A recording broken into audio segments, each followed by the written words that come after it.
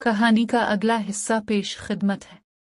आहट सुनते ही मैं उछल पड़ा और चादर मेरे हाथ से निकलकर लाश के चेहरे को छुपा गई। मैंने मुड़कर देखा तो एक कंपाउंडर खड़ा था। इसने अरबी में कुछ कहा जो मेरी समझ में नहीं आया। मैंने इंग्लिश में बात करने का कहा तो वो बस इतना समझा सका कि डॉक्टर अलबाकर मुझसे मिलना चाहते हैं। मैंने एक नज़र हाल कमरे पे डाली और लाश का चेहरा अच्छी तरह ढांप कर मैं उसके पीछे चल दिया। कॉरिडोर में एक काउंटर था, वहां एक मेल नर्स मौजूद था। डॉक्टर अलबाकर अपने कमरे में मौजूद थे। उन्होंने शुस्ता अंग्रेजी में मुझे बताया कि डॉक्टर तुफैल आज दोपहर के बाद आने वाले हैं। वो डॉक्टरों की एक मीटिंग में शिरकत करने के लिए जा चुके हैं। अब दोपहर तक मुझे ही मुर्दा खाने का काम संभालना होगा। मैं इकरार में सर हिलाकर वापस आ गया। मुर्दा खाने के दरवाजे पे पहुंचकर मुझे याद आया कि वहां एक लाश मौजूद है। मेरे कदम वहीं रुक गए। मैं कुछ देर वहीं खड़ा खुद को मजबूत करने लगा। काउंटर पर इस वक्त कोई मौजूद नहीं था। मील नर्स वहां से शायद जा चुका था। मैंने अल्लुआ का नाम लिया और मुर्दा खाने में दाखिल हो गया। अंदर दाखिल होते ही मुझे एक अजीब सी बेचैनी ने घेर लिया। सब कुछ अपनी जगह पे था, मगर कोई बात अलग थी। मैंने इसे अपना पहला तजुर्बा समझकर नजरअंदाज कर दिया और सीधा वॉशरूम में चला गया। हाथ धोकर मैंने जरासीम कश दस्ताने पहने और मुल्हका कमरे में दाखिल हुआ। स्ट्रेचर पर लाश मौजूद थी, मगर चादर जमीन पे गिरी थी। मेरा दिमाग चकरा गया। मुझे अच्छी तरह याद था कि मैं अच्छी तरह चादर ढांप कर गया था। फिर ये जमीन पे कैसे गिर गई? अचानक मुझे वहां घबराहट सी होने लगी। मैंने खुद पे काबू पाया और दिमाग में बात आई कि शायद जाते हुए मेरे साथ ही अटक कर उतर गई और जमीन पे गिर गई होगी। मैं अपनी सोच पे काफी हद तक मुतमईन हो गया। मैंने एक प्रोफेशनल की तरह काम करना था और साबित करना था कि मैं इस जॉब का अहल हूँ। मुतमईन होने के बाद मैंने लाश का जायजा लिया। 20-21 बरस की लड़की थी। इसका मुंह खुला था और आंखें भी खुली थीं। लाश के साथ एक कागज था जिस पे मौत से मुतालिक इंदराजात थे और लड़की की तस्वीर भी। तस्वीर देखकर मैं चौंक उठा। इसकी आंखों का रंग सियाह लिखा गया था और तस्वीर में भी सियाही दिखाई दे रहा था। मैंने गौर से लाश को देखा। इसकी आंखें नीली थी। मुझे समझ नहीं आया कि ये क्या था। बहरहाल मैंने स्ट्रेचर निकाला और तस्वीर के लिए कैमरे के सामने ले गया।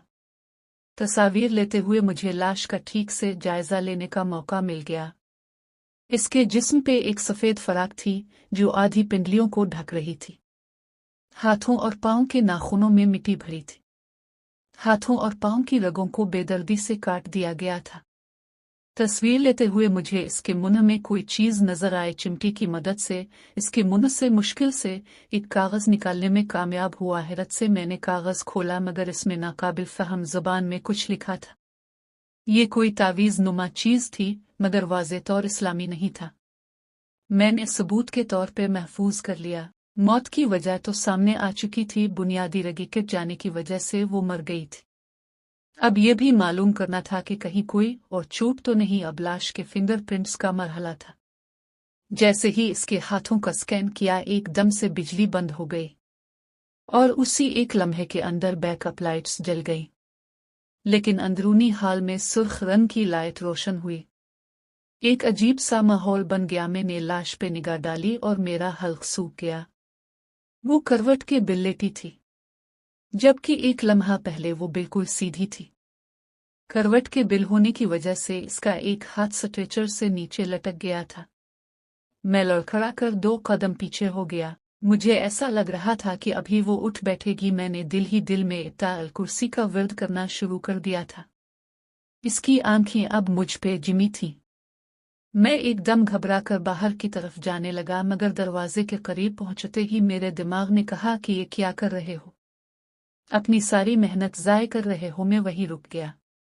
इसी वक्त बिजली रोशन हो गई। मैंने एक लंबी सांस ली और वापस पलटा। लाश करवट के बिल ही थी। मैं हिम्मत के साथ इसके करीब गया। लाश को सीधा किया, उसके फिंगरप्रिंट्स लिए और उसका कंप्यूटर इंदराज किया। इसके बाद एक पैकिंग में डाला और केबिन में रख दिया। मौत की वजह और वक्त का तयन तो डॉक्टर तुफैल ही कर सकते थे। अब उनके आने का इंतजार था। मैंने आला तैयार किए और पोस्टमार्टम के लिए मेज़ भी तैयार कर लिया। इस वक्त पूरी तरह मैं काम में मसरूफ था। अचानक केबिन का दरवाज़ा खुल गया। मैंने चौंक कर देखा। केबिन खुला देखकर मुझे लगा वो ठीक से बंद नहीं हुआ था। मैं इसको बंद करने मुल्हक कमरे में गया। केबिन बंद करते हुए मैंने नोट किया कि लाश में कुछ गड़बड़ है। मैंने ट्रे बाहर खींची और पैकिंग की जिप खोलकर देखा लाश फिर से करवट पे थी। मैं एकदम पीछे हटा और स्ट्रेचर से अटक कर गिर गया। तमाम केबिनों के दरवाजे खुद ब खुद खुल गए थे। मैं बेयकीनी के आलम में उनको देखने लगा। लाश की पैकिंग में हरकत सी हुई और मैंने आंखें बंद करके कलमा शरीफ का विर्द करना शुरू कर दिया। मेरा दिल गर्दन में धड़क रहा था। खामोशी कान फाड़ रही थी। ऐसा लगा जैसे किसी ने जोर से सांस लिया है, वो भी मेरे कान के बिल्कुल पास। मैंने घबराकर आंखें खोल दे। तमाम केबिन बंद थे, सिर्फ लाश का केबिन खुला था। मैंने हिम्मत की और उठकर खड़ा हो गया। कमरे में कोई ना था। एसी के बावजूद मेरे माथे पे पसीने के कतरे उभर आए थे। इस लड़की में क्या था? कौन थी वो?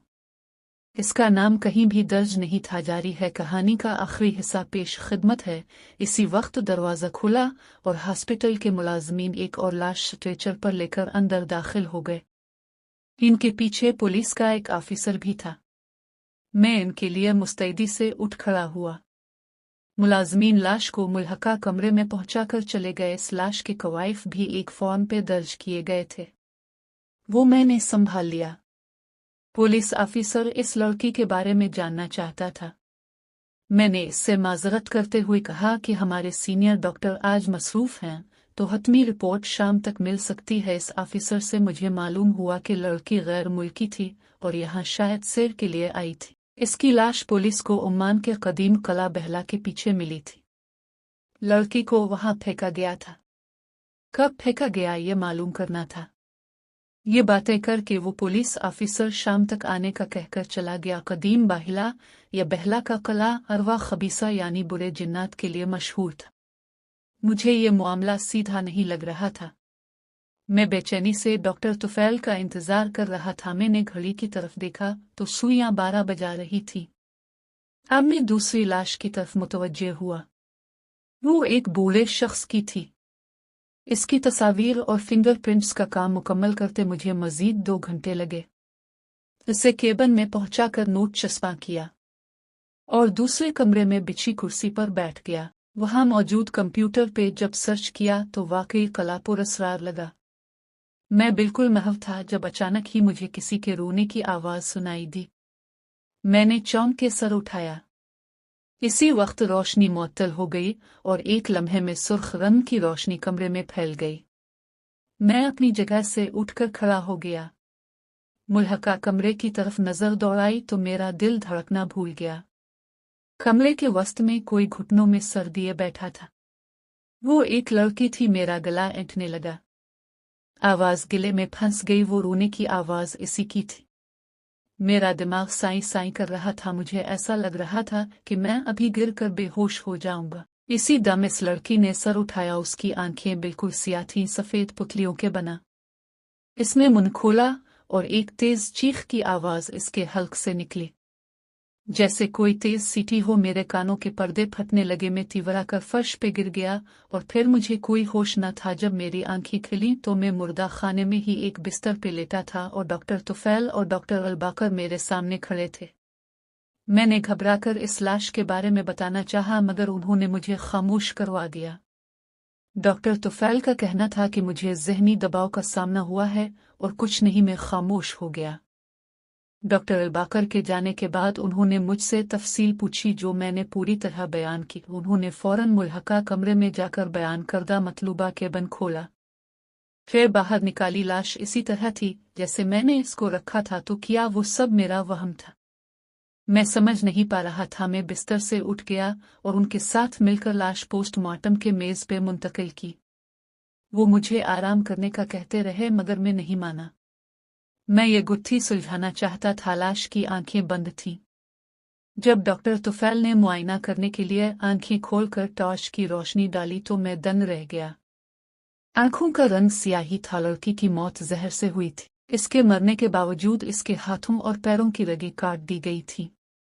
उस वक्त मुझे वो तावीज़ नुमा कागज याद आया।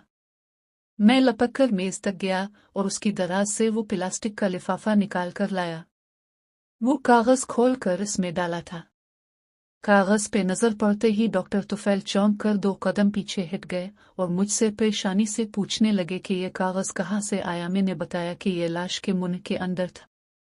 वो बोले, तुमने इससे हाथ लगाया? मैंने इस बात में सर हिलाया तो वो परेशानी में कुछ बुड़बुड़ाने लगे। फिर सब काम छोड़कर कुर्सी पर बैठ गए और सर थाम लिया। मैं भी परेशान हो गया। उनके सामने जाकर मैंने पूछा, ये क्या है? जो तफसीलात उन्होंने बताई उसे सुनकर मेरा दिमाग भी चकरा गया। उनके मुताबिक ये एक यहूदी एग्ज़विक रस्म था, यानी यहूदियत में किसी पे से जादू उतारना। ये लड़की यहूदी अल नस्ल थी मगर किसी के जुल्म का निशाना बन चुकी थी। इसको बचाने की कोशिशें नाकाम गईं तो कत्ल कर दी गई। अब सारा मामला सामने था। तफ्तीश तो पुलिस ने करनी थी, मगर वो पुरस्कार लड़की मुझे क्यों दिखाई दी? डॉक्टर तुफैल के मुताबिक जब इस कागज को, जिस पे नाकाबिल फहम जुबान दर्ज थी, इसके मुंह में डाला गया तो एक तरह से इस इफरीत को कैद किया गया था इसके जिस्म में। मगर मैंने ये कागज निकाल लिया था और उसको रिहाई मिल गई थी। तब ही वो मुझे नजर आए। अचानक मेरा सर भारी होने लगा। मामला समझकर मैं नफसियाती तौर पर एक अजीब से खौफ में मुब्तला हो गया था, जानते ही कि मैंने हाथ लगाया था इस कागज को। डॉक्टर तुफैल ने मुझे एक शख्सियत से मिलने का कहा। शाम को ही मैं उनके साथ उनके बताए हुए पता पे पहुंचा तो मालूम हुआ वो एक रूहानी बुजुर्ग हैं। वो एक खुश अखलाक और पुरनूर इंसान थे। डॉक्टर तुफैल भी मेरे हमरा थे। तमाम मामला उनके गोश गुजार किया। उन्होंने मेरे सर पे हाथ रखा और मैं जैसे गहरी नींद में चला गया। मेरे चारों तरफ आवाजें थीं मगर गहरा अंधेरा छाया था। मैं इन आवाजों को समझ नहीं पा रहा था। मेरा जहन जैसे किसी की मुट्ठी में था। अचानक मुझे एक आवाज सुनाई दी, हसन हसन, और मैं इस आवाज की तरफ बढ़ने लगा। दूर से एक रोशनी दिखाई दे रही थी। मैं उसकी तरफ जैसे भागने लगा, फिर आवाज आई, हसन, कलिमा पढ़ो, ला ला इला इला। मेरे दिल ने तकरार शुरू कर दी। इसी वक्त जैसे मैं कहीं से उठाकर पटख दिया गया। मेरी आंखें खुल गई। मैं उन रूहानी बुजुर्ग के सामने बैठा था। मेरे जिस्म का रवां रवां दर्द में डूबा था। उन्होंने एक मिट्टी का प्याला मुझे दिया, इसमें पानी था। मेरा हल्क खुश्क था। मैंने एक सांस में से खाली कर दिया। सारा बोझ उतर गया और मैं हल्का हो गया। वो तावीज़ नुमा कागज उन्होंने ले लिया जो मैं डॉक्टर तुफैल के कहने पे ले आया था। लाश इसी रात पुलिस की तहवील में दे दी गई थी और रिपोर्ट भी, जहां से वो अपने वतन वापस चली जाना थी। मैंने डॉक्टर तुफैल के साथ मजीद 3 साल काम किया, फिर वापस अपने वतन आ गया क्योंकि अब्बा जी का इंतकाल हो गया था। इस वाक़ये को बहुत अरसा गुजर गया मगर आज भी ख्याल आ जाए तो एक खौफ की झुरझुरी सी दौड़ जाती है। न जाने वो अंधेरी दुनिया कौन की थी, वो नाकाबिल फहम आवाज़ें किसकी थीं, वो लड़की कौन थी, वो इफरीत इसमें कैसे दाखिल हो गई। ये सब सवालात आज तक जवाब तलब हैं। कैसी लगी कहानी? राय से आगाह फरमाइएगा। वस्सलाम। Gold stone.